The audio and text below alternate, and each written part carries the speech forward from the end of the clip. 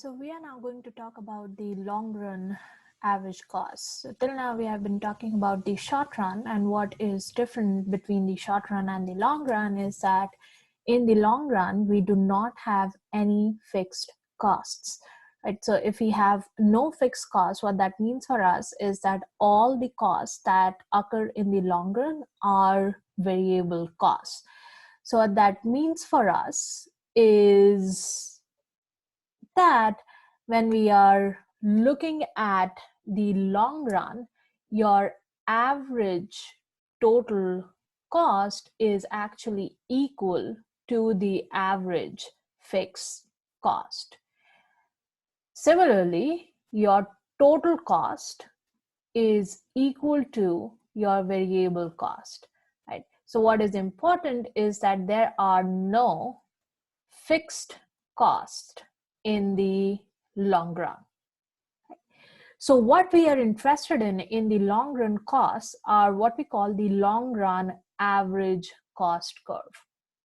Right?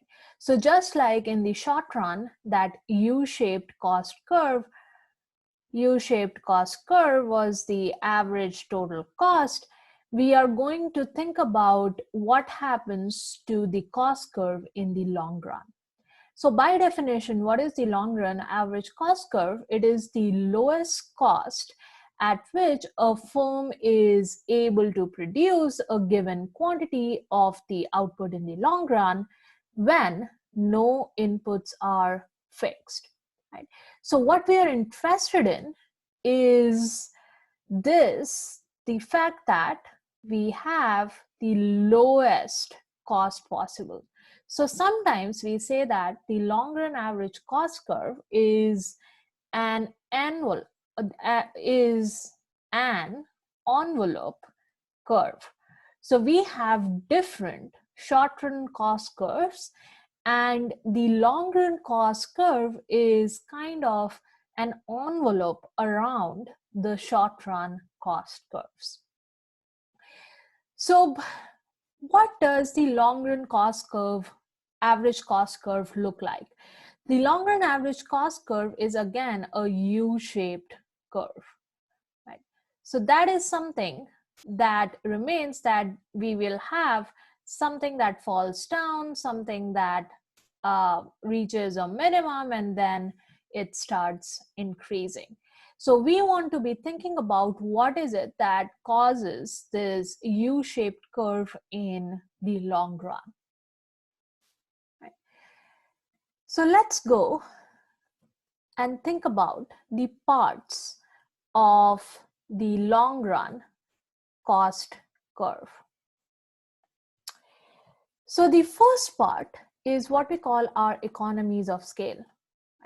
And what we know in the economies of scale is that we have, as the firm is increasing the output, the average cost for the firm falls. Right? So what we are saying, as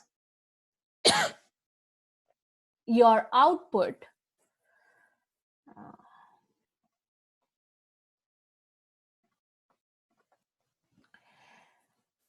as your output increases, your average total cost in the long run falls. Right? So the question is, why does this average total cost fall? We are saying that in the short run, there could be many average total cost curves. Right? So we could be thinking about this as one of the average total cost curves in the short run, and then this is another average total cost curve for a bigger firm. Right? So this is a smaller firm, this is a bigger firm. Now what we can ask is that if we are producing, let's say, 20,000 units of cars, then what will be the average cost? What is the minimum average cost that we are going to incur? So if we are producing 20,000 cars, what we see is, we draw that line up, we see that it touches this ATC curve, And so $52,000 is the average cost that we are going to face. However, it is possible that at lower quantities, as we increase our output, we are going to see a fall in the average total cost. So if, let's say, we are producing 200,000 cars, it is possible that the cost of producing these 200,000 cars is lower than the cost of producing than the average cost of producing 20,000 cars. So my average total cost can fall. And when I join these 2 points, so this is the minimum cost, average total cost that I'm going to incur if I am producing 20,000 units, and this is the minimum cost that I'm going to incur if I'm producing 200,000 units, and I join these minimum points, this is going to give me the long run average cost. Remember, we said that it is the envelope curve for the average total cost in the long run. So what is the minimum cost that this firm is incurring? Now, as you see that this is sloping downwards, and this is what we call is economies of scale. The fact that as we are increasing output, my average total cost falls, and why this could be the case is because it is, in a sense, the firm is able to divide the initial cost into larger units. And so that is something that decreases the cost. So you may have heard about the fact that wholesale places can sell things at a cheaper rate. And why that is because they are producing more or they are selling wholesale, and that is something that can reduce cost. So it kind of goes in that line of reasoning that we are producing more, so we can drive down our costs, and that is what we call is economies of scale. Right. Now then the question is it always going to fall? Right. So is it that it is going to fall and then keep on falling like our average fixed cost curve in the short run? The answer is no, it's not always going to fall. It falls and then it kind of stabilizes, and after that it starts increasing. So our long run cost curve kind of looks like that. So this should be a straight line, which I'm not able to draw particularly well with this graphing pad. Okay. So what is this straight line? So after the average total cost falling, where do we reach? So what we see is this next part is what we call is constant returns to scale, right? So in this falling part, this is what we call economies of scale. And then after that, we reach this flat portion of the long run average cost, which is the constant returns to scale. So what is the constant returns to scale? We are saying that we have exhausted all the economies of scale at this first point, which we call is the minimum efficient scale. Right. So what is the first point? That is the lowest level of output at which all economies of scale is exhausted. That is, this is the first level of output where your average total cost stops falling. Right? And so what that means is after this, I am going to experience this constant returns to scale. And what is true of a constant returns to scale is that your average total cost does not change as your output increases. So what we are saying is, as my output increases, my ATC remains constant. It does not change. Right? Or in other words, if I double my inputs, so if I double my input, my output exactly doubles, and that is what keeps my cost constant in this firm. So that is the reason why we see constant returns to scale is the firm is doubling the input. So something like labor, it's doubling that, it's contributing exactly like that to the output, and therefore it remains, the cost remains constant.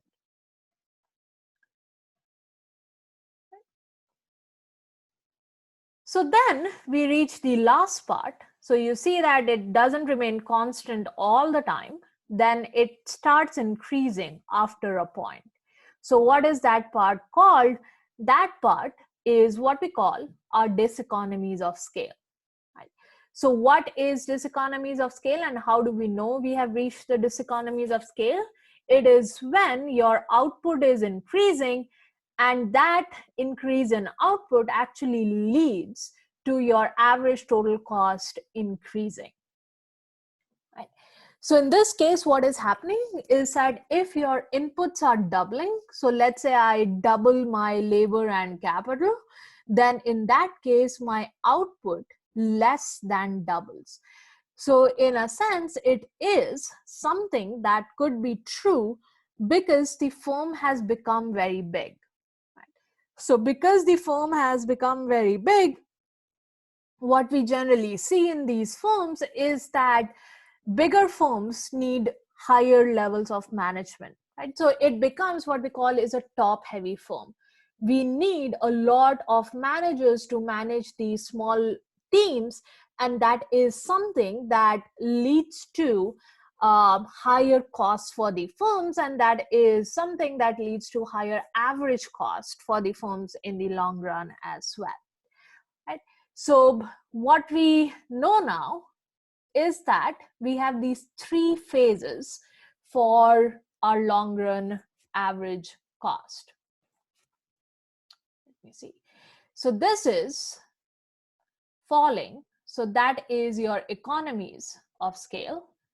Then it reaches this first point, which is the minimum efficient scale, which is the first output at which the firm has exhausted all economies of scale. Then we have this flat part, which is the constant returns to scale, where we are doubling inputs.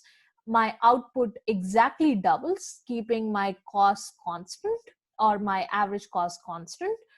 And after that, the firm becomes too big. After, let's say, 400,000 units, the firm becomes too big. It is too top heavy. Workers are shirking their work. Workers don't want to work, or workers can definitely work less because someone else can cover for them and they are free riding.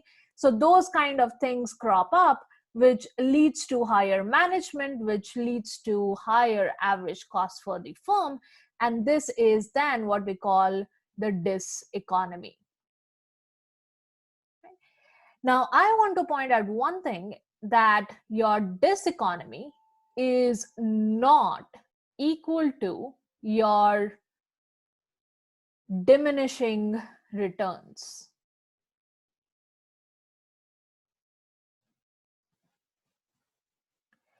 So we said that these diminishing returns occur in the short run, right? And why were these diminishing returns occurring was maybe that we were hiring too many workers for the same amount of fixed input, and that is something that was creating these diminishing returns. So your diminishing return is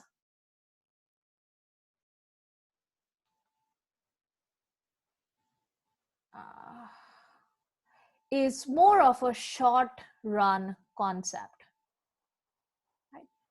For diminishing returns to occur, what should be true is that something should be fixed in the short run, right? So we have ovens, or we have printing machines, which is something that is fixed in the short run.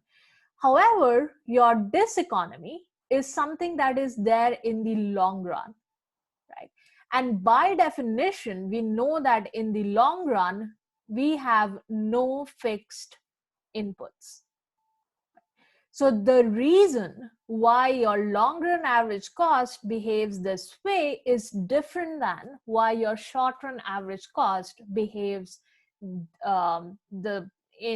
a U-shaped kind of a way, right? So this is short run, diseconomies is long run. Diseconomy happens not because workers don't have enough printers to work with.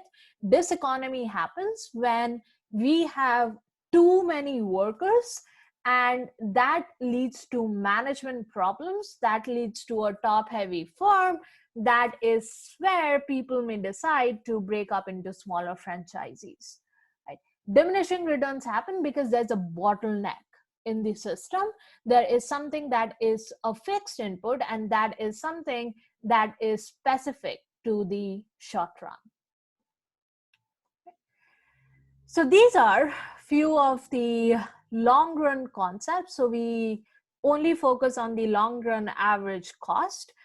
And what we see is that if we look at real long run average costs throughout the economy, we see different versions of long run average cost. So something like, if we are talking about hospital services, something that has a lot of fixed inputs and lot of cost upfront, what we generally see is for an industry like that, which has a lot of indivisible inputs, we see a much sharper decline in average cost as we increase the output, right? So if you're thinking of number of hospital beds and the cost per bed, then initially when I'm setting up a hospital, I have to put in money to buy the building, to buy the hospital beds, to buy the equipment. So the first few patients that I get, that is going to get me to a larger decline and therefore large economies of scale, vis-a-vis something like this, where we have a truck freight industry where it is easy to reproduce. So as I am doubling my inputs, my output exactly doubles, keeping my cost kind of constant. So I have a lot of constant returns to scale rather than an economies of scale like we saw in here. Right? So we generally see different kinds of long run cost curves in different kinds of industry based on how easily the inputs are divisible and what happens as we double the inputs to the output, and how does that changes the long run costs. So this finishes chapter 11, and we covered production before going on the spring break, and then after coming back we talked about the short run cost curves and the long run cost curves. Now we are going to take this into different markets to see how these concepts apply to different markets for different producers.